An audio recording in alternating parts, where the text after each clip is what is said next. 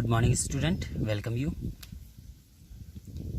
In previous lecture we study about forms and type of public sector enterprises. Okay, in this sector we study about departmental undertaking, public corporation and government companies. Okay, first of all we understand the definition of a department undertakings, then feature of department undertaking, then merit of department undertaking. Now we are going to study about demerit of departmental undertaking. Okay, demerits means इससे पहले हमने फायदे देखे थे, अब यहाँ पर हम डीमेरिट देखते हैं क्या इससे नुकसान क्या है. ठीक है, okay. First, inflexibility, this is first point. Inflexibility means the department undertaking work under strict parliamentary control. Okay, it is according to this department undertaking means this work under strict parliament control. ठीक है, इसमें बहुत ही strict rules regulation होते हैं और वो होते हैं पार्लियामेंट के कंट्रोल में. ठीक है, अपना जो पार्लियामेंट है उसके कंट्रोल में होता है.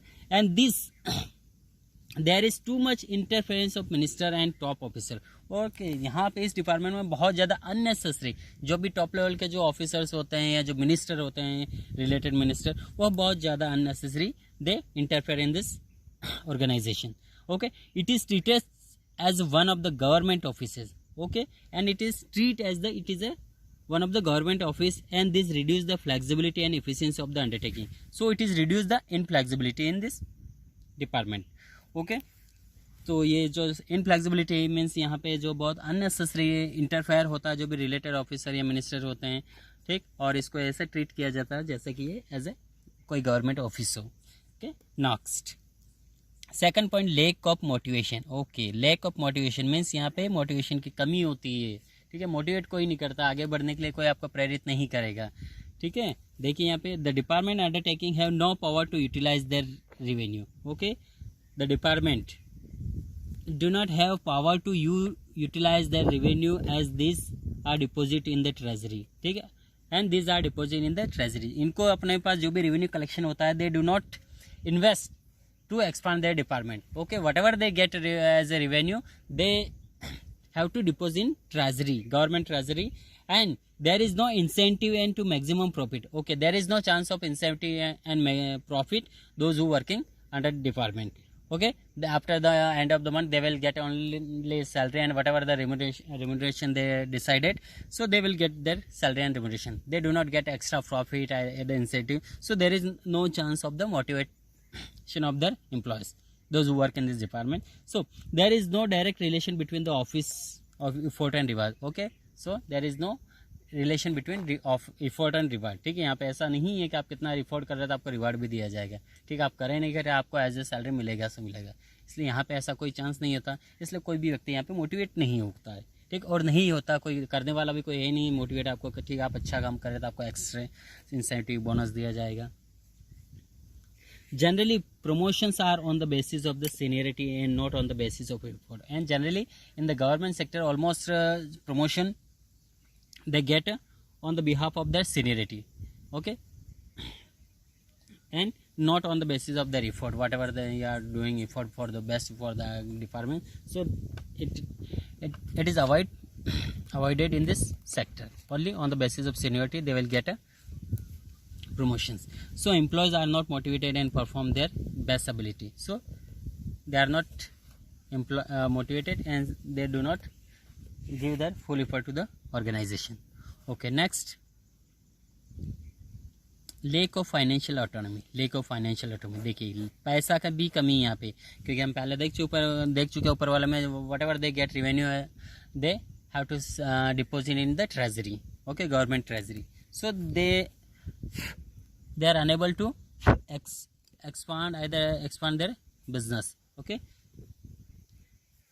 the department undertaking cannot plan long term investment project. Okay, they cannot plan long term investment project as they are subject to the budgetary control of the government. Okay, as subject to budgetary control of the government, and they are not allowed to use their own revenue freely. Okay, they are not allowed to use their own revenue freely as they have to be deposit in the treasury. और वो इतने freedom नहीं होता उनका कि जो भी उन्होंने डिपॉजिट करवाया है वो अपने अकॉर्डिंग यूज़ कर सके, ठीक है। ट्रेजरी में जो भी जमा किया तो वो अपने अकॉर्डिंग यूज़ नहीं कर सकते हैं। If they want to use this revenue, they must be asked related officers, either ministers. Okay, it has no independence or freedom to utilize fund in its own way. Okay, next, inefficient management.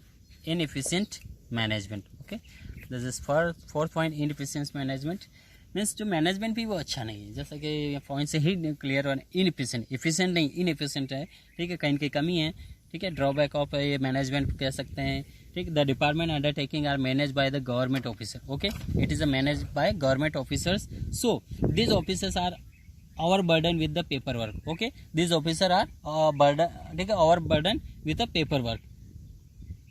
They spend maximum time to answer the queries of the parliamentary or minister, और वो ज़्यादातर busy रहते हैं जो भी parliamentary जो questions होते हैं उसको रिप्लाई करने में, और ज़्यादातर उनके ऊपर पेपर वर्क ज़्यादा होता है, so they can not concentrate on their work and the quality of the related product and services in the department, so they can be transferred anytime and they can transfer anytime, so as the result they have less sense of responsibility and efficiency, इसलिए वो ज़्यादातर उसमें concentration नहीं कर सकते, efficiency नहीं होती, इसलिए रिजल्ट बेटर नहीं हो पाता, या इसको कुछ मेजर रीज़न है। Next fifth point, red tapism and bureaucracy. देखिए रेड टेपिज्म होता क्या है और ब्यूरोक्रेसी होता क्या है।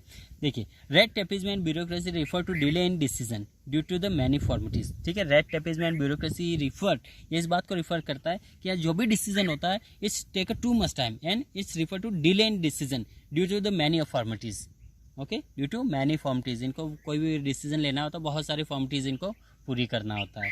जैसे the decision in the department undertaking are delay due to the administrative formality, जो भी उनको डिसीजन लेना होता है वो एडमिनिस्ट्रेटिव फॉर्मूलिटीज करना होती है, पेपर वर्क, प्रोसीजर, etc.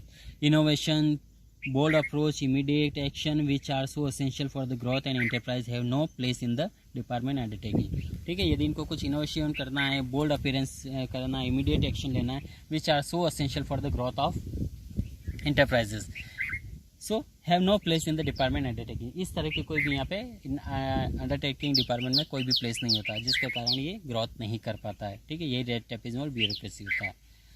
अब नेक्स्ट सूटेबिलिटी भी रेड टेपिज्म के, ठीक है, विच में ही आता है, ये पॉइंट्स अलग से नहीं है सूटेबिलिटी।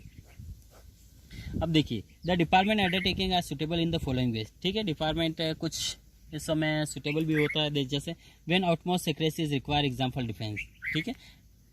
किसी किसी चीज़ों में ये बेनिफिट भी है, तो when outmost secrecy is required for defence, example defence जब है तो वहाँ पे सीक्रेसी होना चाहिए, तो अंडरटेकिंग डिपार्टमेंट सही भी होता है। Where government control is necessary, example broadcasting, और कभी कभी गवर्नमेंट का कंट्रोल नेसेसरी होता है, जैसे ब्रॉडकास्टिंग, कुछ न्यूज़ को हाइड करना होता है, या तो वो सारी इन्फॉर्मेशन गवर्नमेंट के पास होना चाहिए, क्या पब्लिश करना क्या नहीं करना, वो सारी चीज़ें इनके पास होना चाहिए।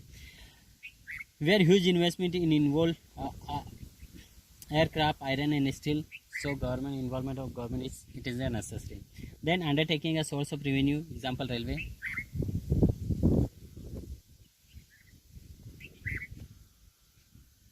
Okay, one more example is given here, ठीक है, one example.